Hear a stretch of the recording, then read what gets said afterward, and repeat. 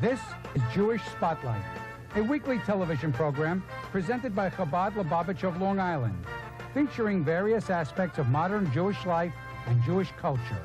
Now, here is your host, Rabbi Tuvia Teldin. Shalom. You know, in Judaism, the learning process is a very important part of life. And it's an important part of transmitting the knowledge of Judaism from generation to generation. And of course, throughout the centuries, we have great teachers. We've had wonderful rabbis.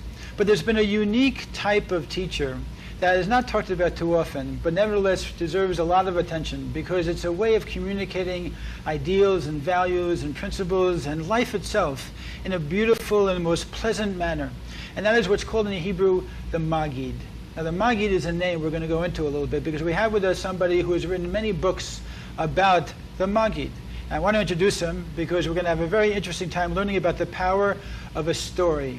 Because a story, of course, communicates sometimes much greater than the greatest of lessons. We have with us today Rabbi Pesach Krohn. Rabbi Krohn, it's a pleasure to have you with us today. Thank you. I'm honored to be here. And of course, you've been involved for many years in writing about the Maggid. Your main profession, I should say, is a fifth-generation moil, or a ritual circumciser, which, of course, you're well known for, and you wrote a book about the circumcision process as well. But today we're going to concentrate on this very interesting sidelight, I guess, of yours, about introducing people to the beauty of a Jewish story. Maybe you can tell us a little bit about how you got into this yourself. Okay. A Maggid, as you say, is a storyteller. As a matter of fact, in the Pesach Seder, one of the points that we say Kadesh, Urchatz, Karpas, Yachatz, and then Maggid. Maggid is the time when you tell the story of everything that happened in the Exodus, when the Jews were in Egypt, and when they left. Now, over the years, there were people who would come to a community, and they would be like a guest lecturer, and their purpose or their focus was to find out what was going on in the community and how they, as speakers, could improve, get everybody to be together and to inspire those people. And of course, they had tremendous power in those days they had also. Tremendous people who were front, to hear your rabbi every single week is one thing, but when Maggid comes these to town, people who came, they were extraordinary speakers. Right. And probably the most famous was the Duvna Maggid. Right. And he came from this town, and he would travel all over the place, always giving a lesson, but giving a lesson through the story. So he wasn't only a storyteller. The purpose of the story was to bring across the point. And somebody once asked the Duvna Maggid, he said to him, how do you always have the right story? So he said, I'll tell you a story. And this is the story that he told. It's a great story. Yes. He said that there was a fellow that was once walking, and he was walking in a forest, and he sees this little kid, he's shooting arrows, and everyone is dead center. He can't believe such a marksman, this little boy everyone is perfect. So he goes over to the little boy and he says to him, I don't understand, where did you learn to shoot arrows so perfectly? He said, no, you don't understand. First I shoot the arrow, and then I draw the mark right around it. And so therefore he said, that's what I do. I take stories that I see out of life, and then I apply them to everything. It's interesting. There's also a story from one of the Rebbes, one of the Lubavitcher Rebbes, that what happened was there was a person who had talked to the Rebbe and told him a personal situation, and then at the next public assembly, the Rebbe was talking, and it was a situation which this person thought he was talking about his situation and revealing it to the whole of the audience. So he came to the Rebbe afterwards, and he was very upset. He said, the Rebbe, how could you do such a thing? He said, listen, I was not talking about your situation at all. I was talking about something completely different. But you know, I'm a hat maker. I make hats. And just like when you walk into a hat store, you can try on all different hats, and you might take one out that happens to fit you. So you found the hat that fits you. That's right. But nevertheless, I make them of all types. Right. So what happened was that over the years, there were people that were known as different Maggidim in different communities. And over the last, let's say, 40 years, there was a Maggid of Yerushalayim.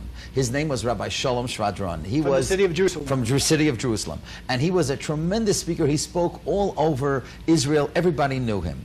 And what happened was that I had a cousin who was in Israel who went to hear this Maggid numerous times. And he put it on tape. And in those days, they didn't have the cassette tape recorders. They had reels, R-E-E-L, reel tapes. And he sent some to my father. And my father was enamored. He couldn't get over what this is like the old-time market. Where is this person from? This is like from the This is going back to the 17th and 60s. 18th. Yeah, the 60s, right, exactly. Right. And my father said, if this man ever comes to America, I would want that he should be in my house because I'm so enamored. This man has to be in my home. So what happened was I happened to be in Israel in 1965, and I met some friends and new friends, and I invited them if they ever come to America that they should come to my house. Sure enough, this fellow Rafi Brenner is sitting in my house on Shabbos. His father's a famous eye doctor, Dr. Brenner, and Rafi's in the house, and my father says to him, do you know the Maggid of Yerushalayim? He says, do I know? Everybody knows the Maggid of Yerushalayim. Everybody loves him. Everybody flocks to him. Friday night, he has hundreds and hundreds of people come to him. So my father says to him, you know, if he would ever come to America, we would love that he should. What do you mean he's coming? He's coming tomorrow. So I'm like, what, tomorrow? What do you mean? Why is he coming tomorrow? He says, why do you think I came? I work for an organization called Chinuch Hatzmoy, which is for religious schools in Israel. And Rabbi Shvadron is making his first maiden trip. He's coming to America for the first time. And he's going to speak and benefit of our schools. So my father says, he's got to be by us. He says, why? He can't be by you because they have a place for him. He's got a full schedule and he's got a place already in Borough Park in Brooklyn. My father says, there's no such thing. Now listen to this. I still can't get over what my father did. Motzei Shabbos, Saturday night, my father took his own bed and put it upstairs on the third floor and put up a second bed there in case he figured Rabbi Shvadron was probably coming with somebody else. He put a table, he put a desk and a telephone up in a room. Maybe this man will come to him. And what happened was, God helps those who help themselves. That there was a tremendous storm in Israel and terrible weather. The plane couldn't leave for 2 days. All the airports were closed. Really? And then finally what happened was on Tuesday when he finally came, by that time they had already, the apartment that was ready for him in Brooklyn had been given away. So now I remember I came, my grandfather, my father, and my two brothers, we all came to the airport to meet this fellow who I'd seen him speak in the summer when I was there, but my father never saw him. And he comes to the airport, and this whole entourage of people meets him, and he doesn't know who these people are. So he goes to Rafi Brenner. He says, who are these people? He says, well, they would like you to stay by him. He said, can you eat there? Are they kosher? He says, yeah, I was there for Shabbos. He says, okay, I just found out that I don't have an apartment. Good, so I'll go to them. So I remember, I'll never forget. We're driving from Kennedy Airport on the Vanderbilt Expressway to my home in Kew Gardens, and Rabbi Shvadron says to my father, he says, you know, I don't know you and you don't know me. Like, why are you doing all this? And my father brought him into the house and showed him the room and showed him everything that he set up. So my father said, maybe you don't know me, but I know you. And he put on the tape recorder.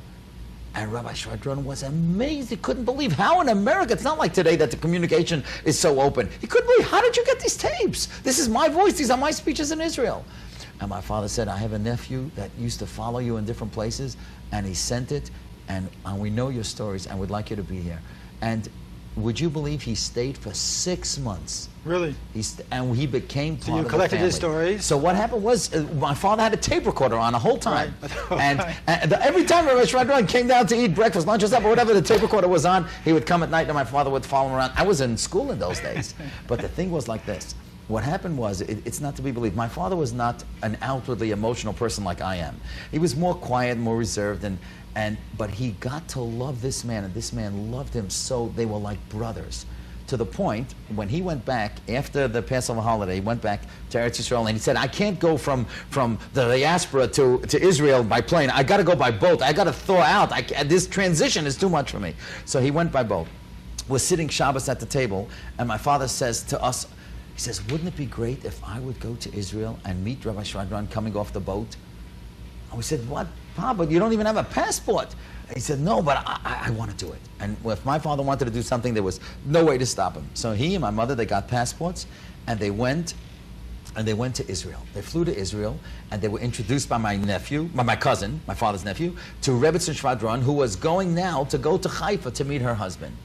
My father was a very sensitive person, and he realized that the family hadn't seen their father and the wife and the husband hadn't seen each other for 6 months. Right. So he decided he'll go with them, but he'll stand back. So he stands back, and the Rebbetzin, when she sees her husband, she says to him, after they greeted each other and they greeted his children, he said, your best friend came to see you.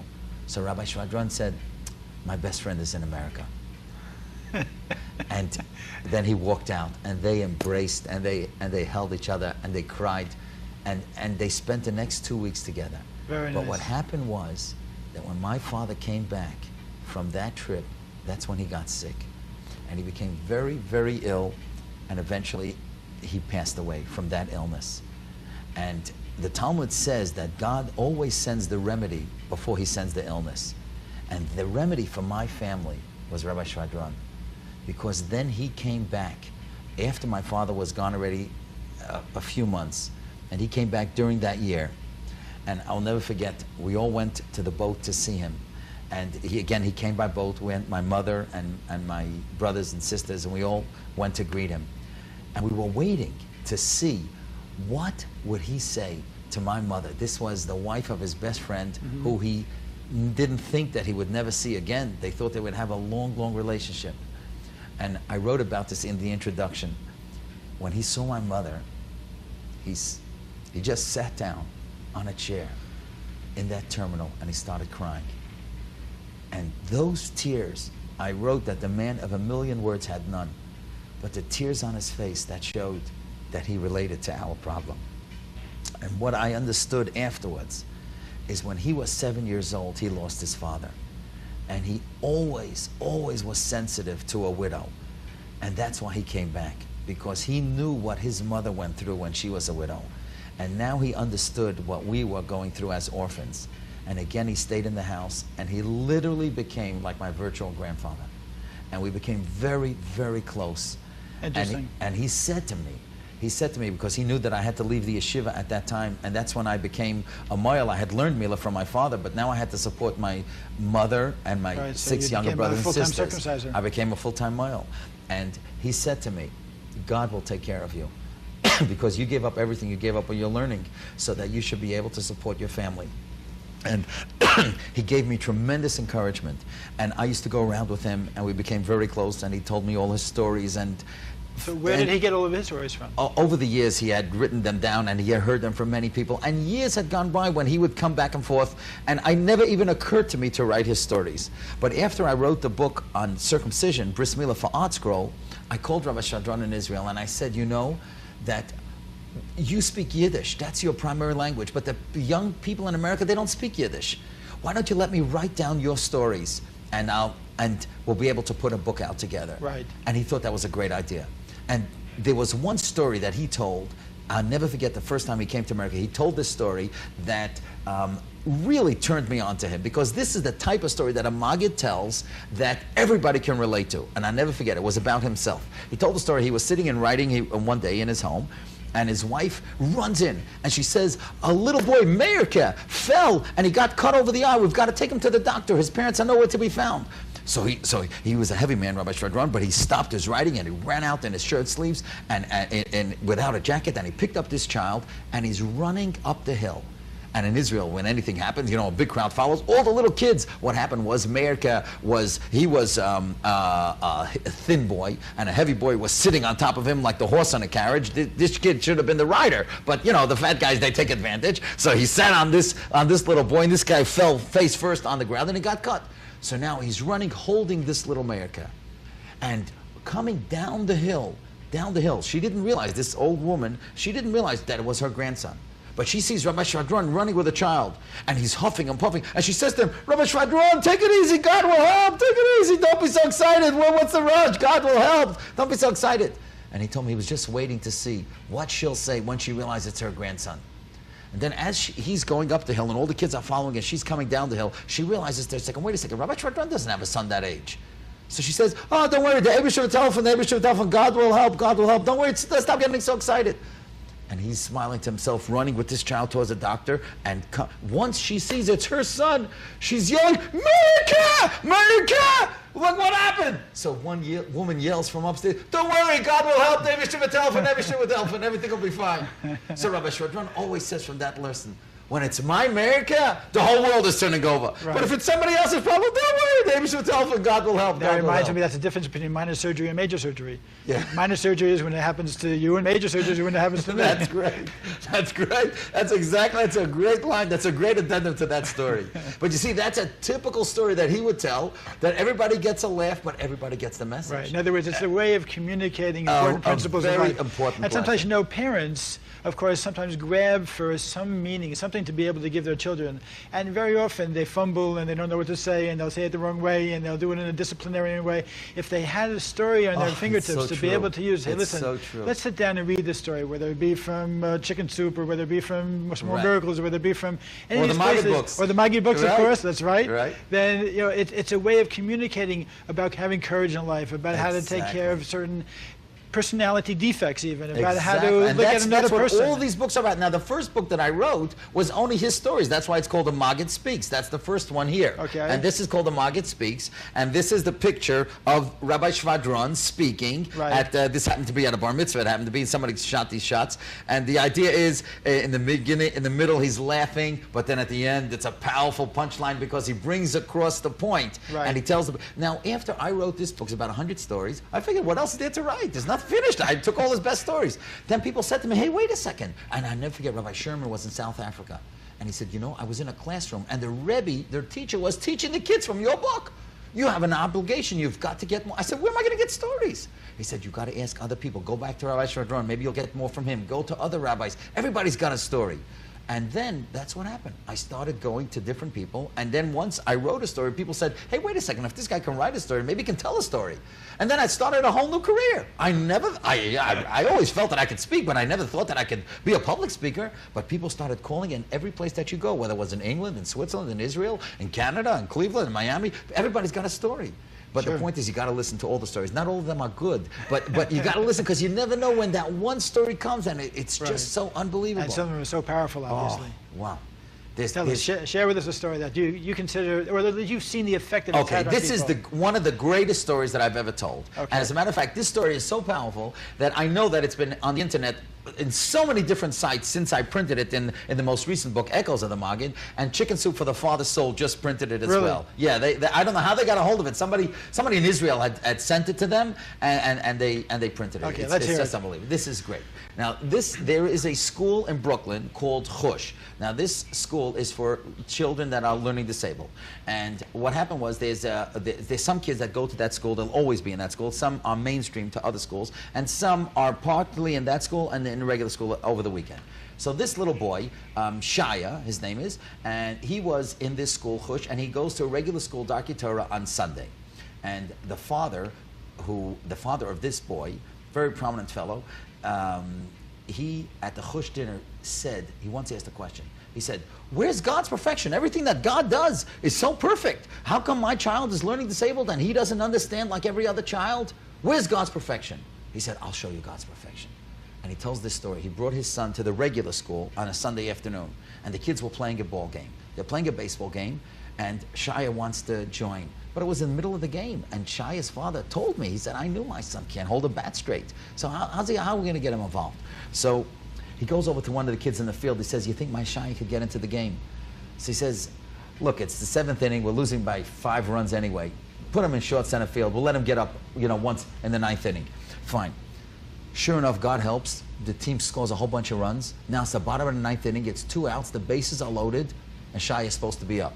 If you're that team, you're going to put up Shia? Well, no, everybody wants to win the game. Nobody wants to put up Shia, but they put up Shia anyway.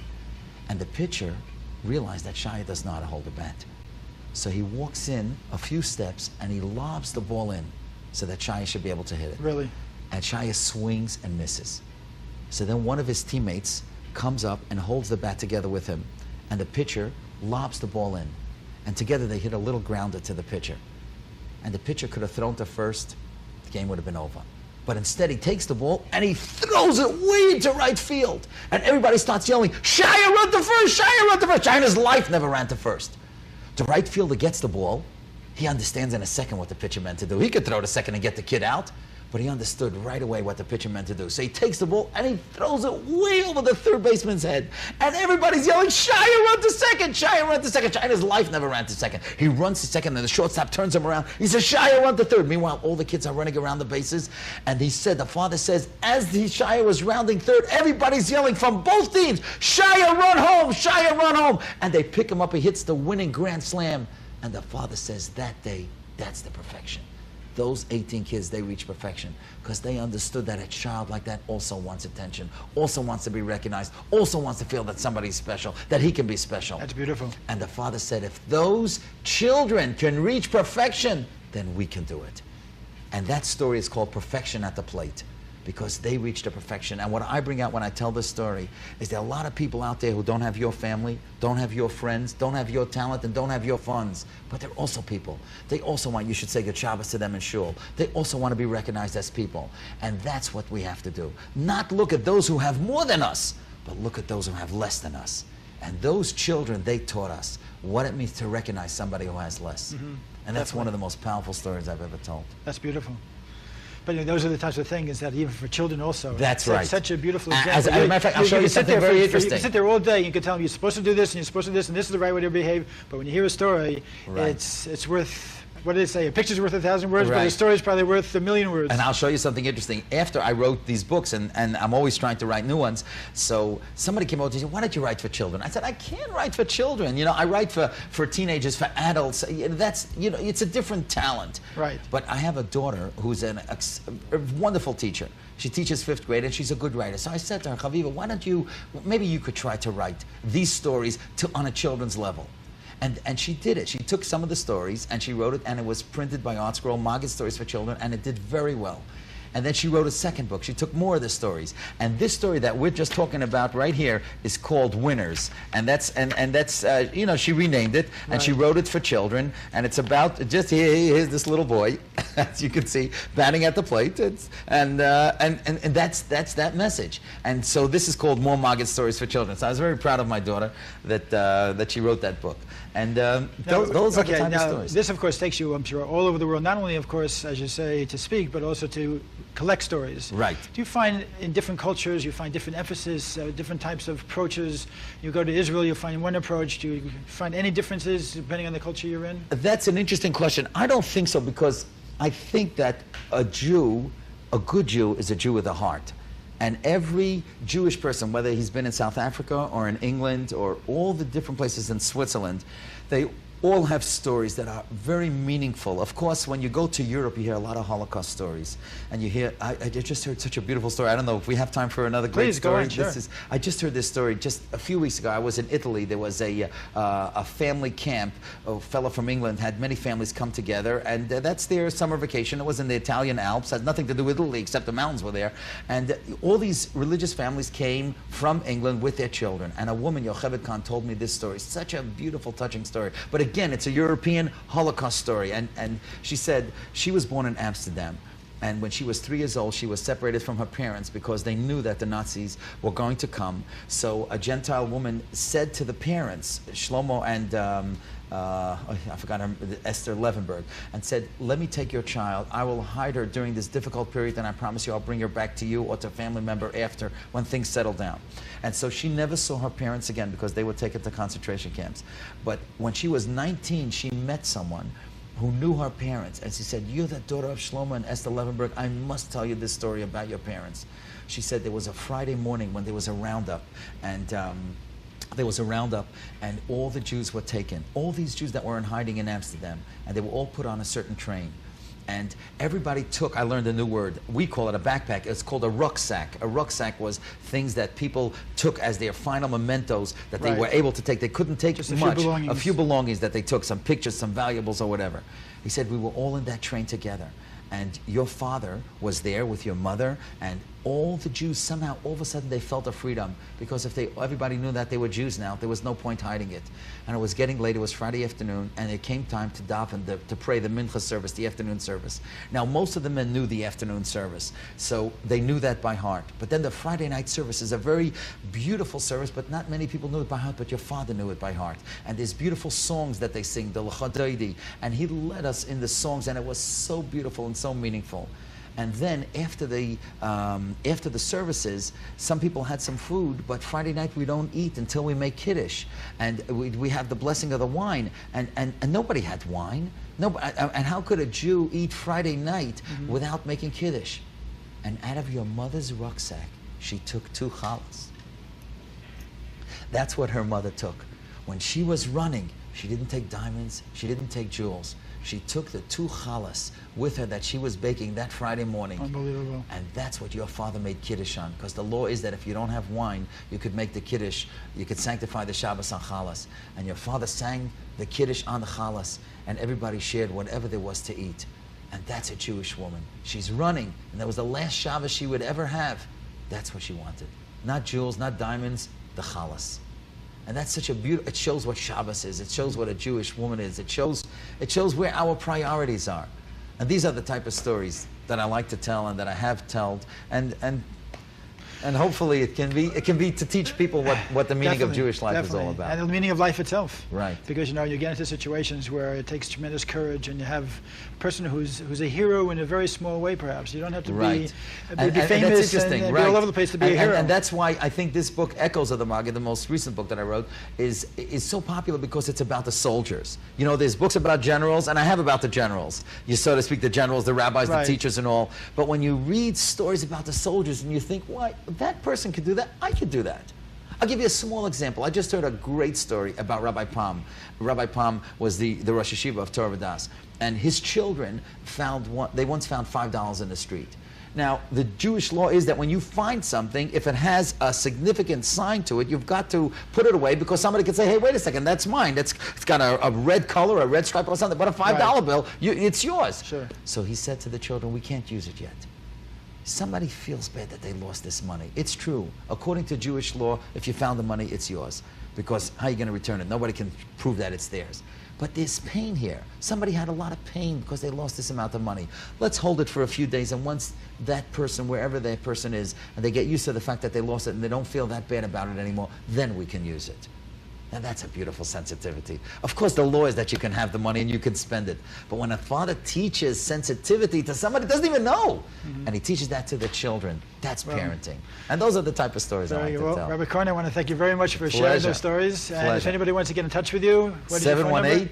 718-846-6900. Okay. And whatever you do, 718-846-6900. And of course, your books are available on the internet on the internet through ArtScroll, Masorah Publications, or through me, Krohn Moyle at AOL.com.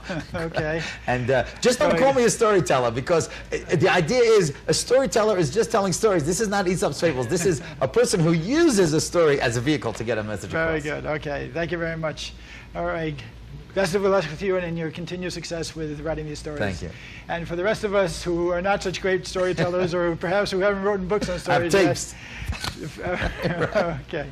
The fact is that there is a lesson here to be learned, I think, for all of us, and that is there are many ways to teach morals and ethics to our children, to our students, to anybody who we deal with on a daily basis. And sometimes a story is the most innocuous but the most powerful way of being able to do it. And of course, there are many ways to get a point across. And all of us want to get points across in different situations, but let's try a way that really reaches into the heart of a person in a very unique way. Sugar-coated medicine. Sugar-coated, but without the hard stuff, exactly. Right. And there's a way to do it. There's a will, there's a way. So in the meantime, go out there, do a mitzvah, do something good to make your world a better place. And we all have the ability somehow, somewhere, to make somebody smile, whether it be through a story or any of a number of other things. So go do it, because I know you can. Shalom. We'll see you.